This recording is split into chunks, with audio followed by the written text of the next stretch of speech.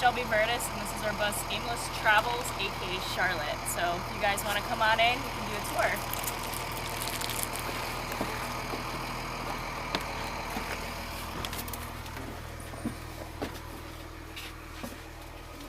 So the bus is a 2002 Thomas. It's a MVP safety liner. It's about 28 feet long. Flat nose, engine on the front. Yes, it's plenty loud, but we enjoy it. This is our little home. We have a dinette area right here.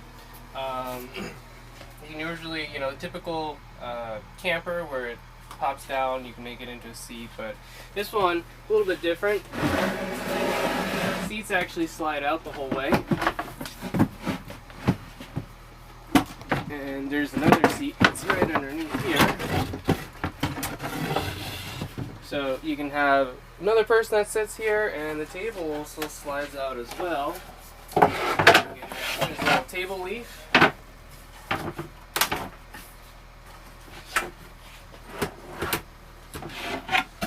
And the table sits down inside of here. This side also slides across as well, but you can see like this. You can see up to 4 people. 5th person if you really wanted to slide them in over there.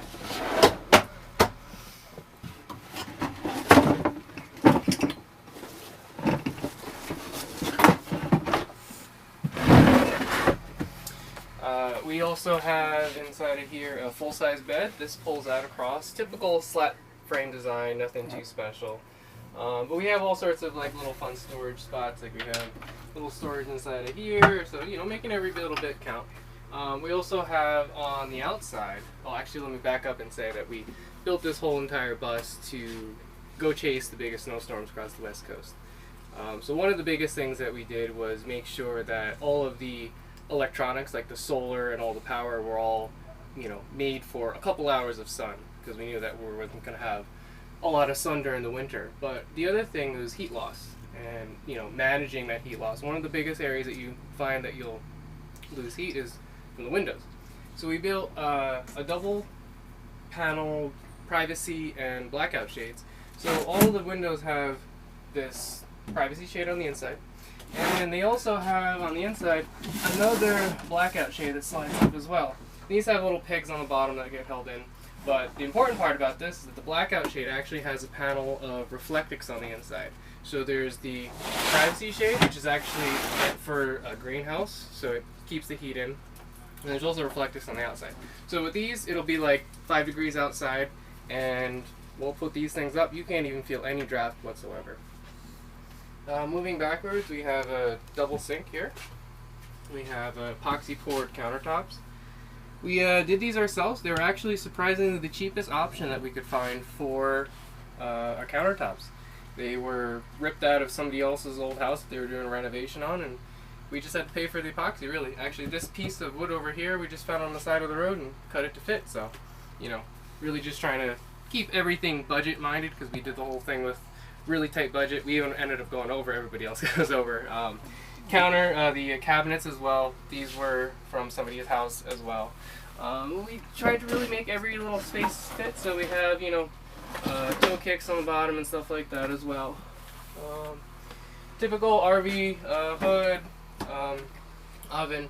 We have over here, this is a actual freezer that's been converted into a fridge. So one of the other things keeping electrical budget in mind and consumption was the fridge. I noticed that the fridge was really taking up a lot of the energy every day that we needed. So I looked to see what options there were, and 12-volt freezers were great, but I didn't have $1,000 or $2,000 to spend, so we got a freezer.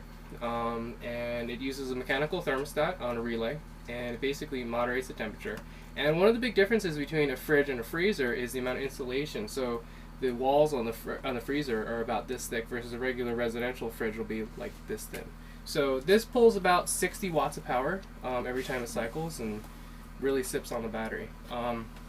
As far as the heat source, we have a diesel air heater, Chinese air diesel heater that comes in. Basically just pumps out right in here, right underneath the cabinet. And then in the back area, we have a RV propane air heater on its own thermostat, so it'll heat this area. We can put the curtain, goes right across here. You can kind of just moderate the temperature for the back if you wanted. It's really nice because not only can we wall off the back area just so that we can heat off this, but if we really need to, we could just wall off the back and just heat it with the RV propane. We have a little tiny closet inside of here, some storage. We got her wardrobe here, or her drawers. My drawers over here, and as well I have some more storage underneath. She has storage in the front underneath her bed. This bed in the back also pulls out as well, so a full-size bed. Typical slat design, but this pulls out the entire way across. This over here, this is a heated towel rack. It's so we have on the floor, we have a radiant heat that goes through the whole floor, but I basically just ran another loop of heat right in through here, so you can drape a nice towel over it and come out of the shower and pop that on. It's nice and warm. We have inside of here a wet dry bathroom. You can stick your head in there.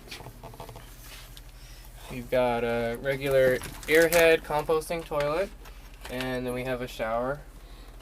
And we have the drain. The drain goes right underneath the floor, right in there. So I basically used a grate design. It's a deck tile, so all the water can go right through it, and it drains right into our grate tanks right below. And so in the back area here,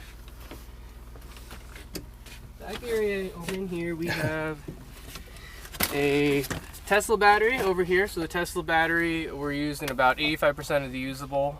It's I believe a 5.3 kilowatt hour battery.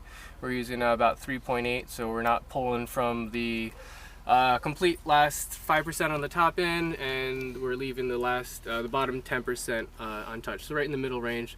We have a water heater over here, and then also on this other side we have, kind of difficult to see, but in there is actually a recirculating shower concept that I've designed myself. It basically uses 3 stages of filtration. It has one pre-filter stage, one household filter, and then a UV sterilizer as well. And it basically is a completely separate system from the regular shower.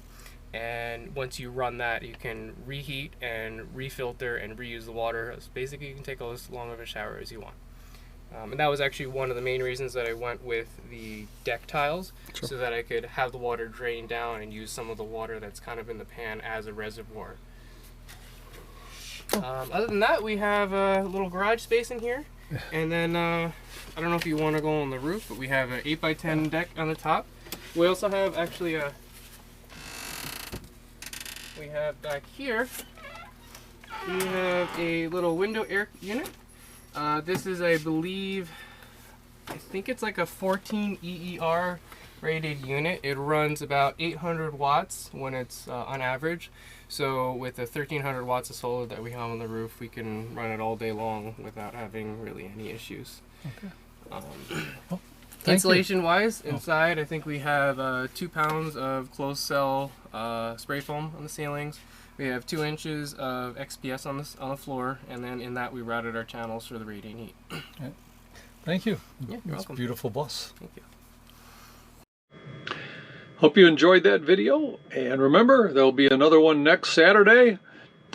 So please tell your friends and hit the subscribe button, and give me a thumbs up if you liked it.